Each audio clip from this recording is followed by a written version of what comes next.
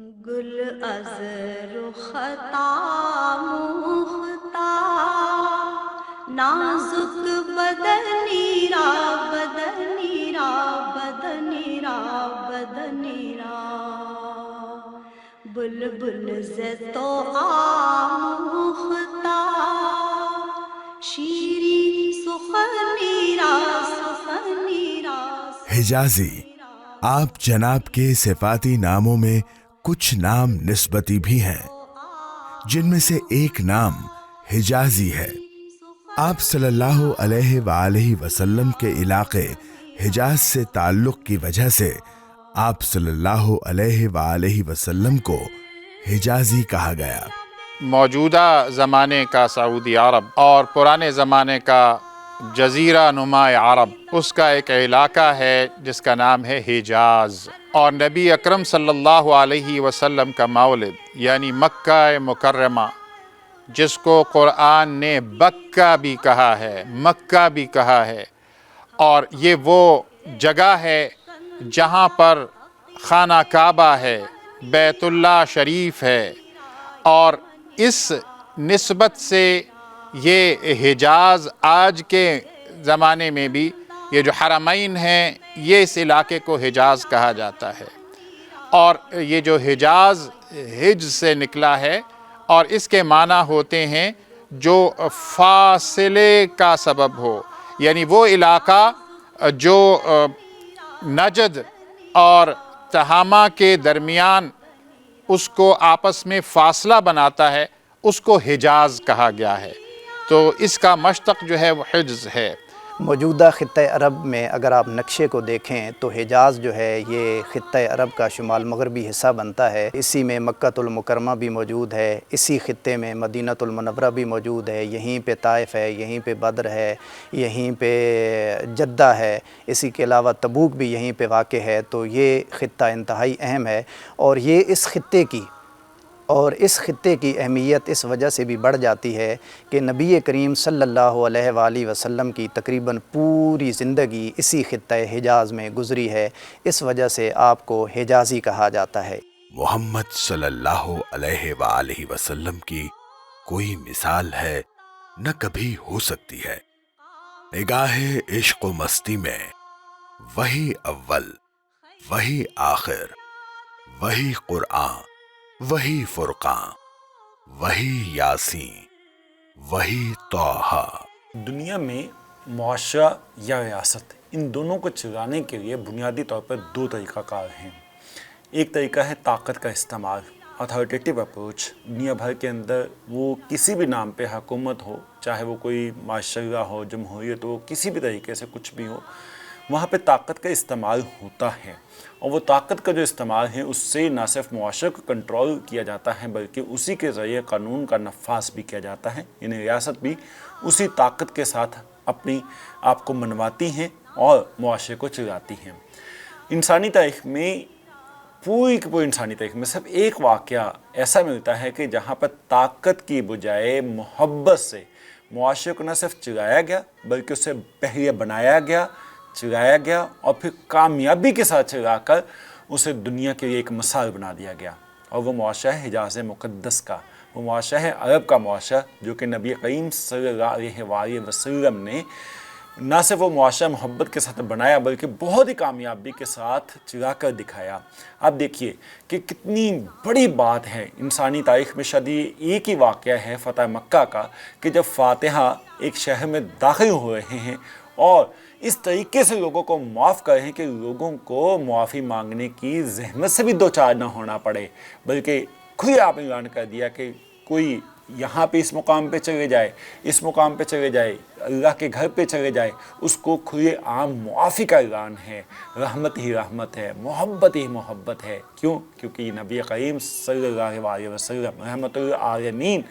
آپ یہ کام کر رہے ہیں، اللہ کے نبی۔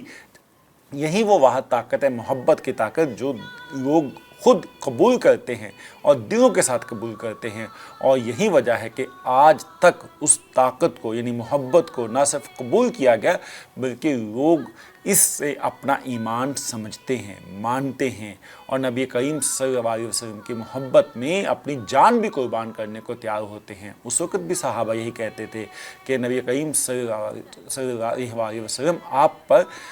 میری جان اور میرے والدین قربان ہوں۔ اس کی وجہ کیا تھی؟ محبت، کیونکہ آپ سراپا محبت ہیں، آپ نے رحمت۔ تو آج بھی اگر ہم چاہتے کہ انسانیت امن قائم کر سکے، دنیا میں محبت ہو، امن ہو، تو ہمیں وہی حجاز مقدس کی مثال کو دہرانا ہوگا، کیونکہ اس کے علاوہ کوئی اور معاشرہ کبھی بھی کامیاب معاشرہ نہیں ہو سکتا سوائے وہی ماڈل کے جو حجاز مقدس کا ہے۔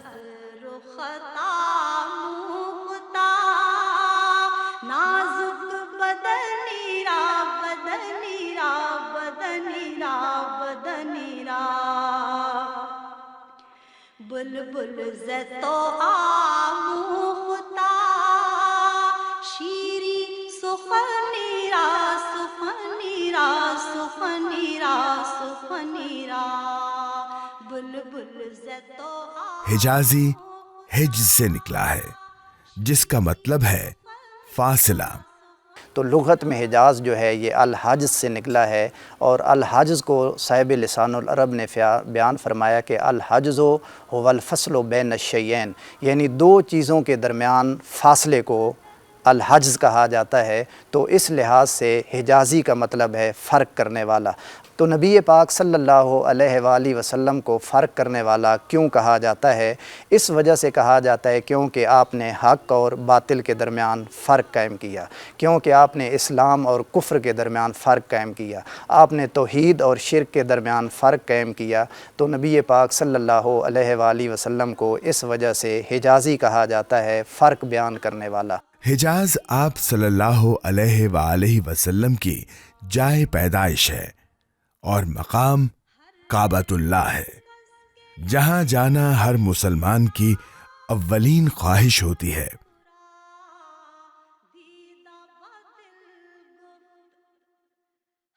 جو صاحبان ایمان ہیں ان کے دل ہمیشہ احترام کے ساتھ حجاز کی طرف لپکتے ہیں۔ ہر انسان کی یہ خواہش ہوتی ہے کہ وہ حرمین الشریفین جو کہ حجاز میں موجود ہیں وہاں پر نہ صرف یہ کہ ایک بار جائے بلکہ بار بار اس کا جی چاہتا ہے کہ وہ اللہ کے اس گھر کی زیارت کرے اور نبی اکرم صلی اللہ علیہ وآلہ وسلم کے حضور حاضری اسے عطا ہو۔ حجاز سے مسلمان دانشوروں نے اپنی نسبت جوڑی ہے۔ ہمارے اس ملک کا تصور پیش کرنے والے اقبال، ان کا ایک مجموعہ کلام ہے، اس کا نام ہی ارمغان حجاز ہے۔ ایک بہت ہی اچھے رائٹر جو اسلام کی تاریخ کی طرف آبادہ کرتے ہیں اردو داں طبقے کو، ان کا نام ہے نسیم حجازی، اور ان کا ایک بہت ہی خوبصورت تاریخی ناول ہے جس کا نام ہے قافلہ حجاز۔ آپ صلی اللہ علیہ وآلہ وسلم کے اس صفاتی نام کے متعلق اگر کوئی جاننا چاہے تو آپ صلی اللہ علیہ وآلہ وسلم کے علاقے، اس میں رہائش پذیر لوگوں اور رسم و رواج کے ساتھ آپ صلی اللہ علیہ وآلہ وسلم کو سفر نبوت اور اس میں پیش آنے والی مشکلات کے بارے آگاہی ہو جاتی ہے۔ اور اللہ تعالیٰ نے اس خطے کی عظمت کو یوں بیان فرمایا کہ ارشاد فرمایا لا اقسم بہذا البلد وانت حل بہذا البلد، کہ اے میرے محبوب میں اس شہر کی قسمیں اس وجہ سے کھاتا ہوں کیونکہ یہاں آپ رہائش پذیر ہیں۔ آپ جب ہجرت کرتے ہوئے مکہ مکرمہ سے مدینہ شریف کی طرف روانہ ہوئے تو آپ جب مکے سے باہر آئے تو آپ نے پلٹ کر مکہ مکرمہ پر ایک نگاہ دوڑائی اور آپ نے ارشاد فرمایا کہ واللہ انک لا حب ارض اللہ الیہ ولولا ان اہلوک اخرجونی ما خرجت منک، کہ اے مکہ شہر تو مجھے اس پوری زمین میں سب سے زیادہ پیارا ہے، اور اگر تیرے یہاں رہنے والے مجھے نہ نکالتے تو میں کبھی بھی تجھے چھوڑ کے نہ جاتا۔